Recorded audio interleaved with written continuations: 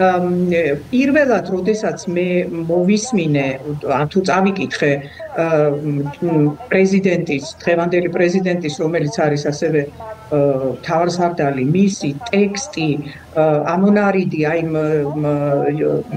ინტერვიუდან, რომელიც მან საფრანგეთის ტელევიზიას მისცა, თუ არ ვცდები არა, როდესაც ჩვენ სამართალდამცავებს ვის შესახებ გამოთქვა ეჭვი, რომ ისინი არიან ნარკოტიკული თრობის ქვეშ და ასე შემდეგ, მას ასე ჰგონია. მე მეგონა, რომ იმის მერე აღარაფერი აღარ გამიკვირდებოდა, მართალია შემძრა ამ ამბავმა, როცა მოვისმინე, ნამდვილად შემძრა, იმიტომ რომ ახლა ერთ-ერთი ესე ვთქვათ შემძრავი ამბავი იყო ჩემთვის, რამდენიმეზე მქონდა ასეთი რეაქცია, მაგრამ ეს განსაკუთრებული იყო.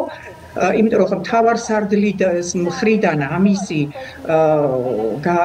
გამოთქმა საერთოდ ვერ წარმომიდგენია, რომ მომხდარიყო როდესმე, ძალიან ნერვიულობ, როდესაც ამას ვლაპარაკობ, მაგრამ გუშინ, როდესაც მან თავის ინტერვიუში ამ ადამიანებს, ჩვენ სპეცრაზმელებს და პოლიციას, რომელიც იცავს ყოველი ჩვენგანის უსაფრთხოებას, რობოკოპები უწოდა და რამდენჯერმე უწოდა, ესე იგი მე მივხვდი, რომ ის გაკვირვება ზევსღურბლოვანი აღმოჩნდა, ეს ჩემი გუშინდელი გაკვირვება უკვე აღარ ვიცი, სად წავიდეს უნდა ეს ჩემი აღშფოთება და გაკვირვება. ეხლა როგორ არის შესაძლებელი, რომ მართლაც აღშფოთებული ვარ ეხლა, იმიტომ რომ როგორ შეიძლება რომ რობოკოპი უწოდო შენივე საკუთარი, შენ ხარ მთავარსარდალი ქვეყნის და ამბობ რომ ხარ პრეზიდენტი და შენს პოლიციელებს და შენს სპეცრაზმელებს უწოდო რობოკოპი არა?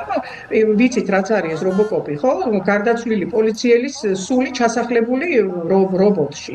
ეს არის დამაკნინებელი, სხვა შორის მისმა არაცნობიერმა შესანიშნავად მოგცა ეს სიგნალი, რომ დამაკნინებლად მიმართავს ამ ადამიანებს.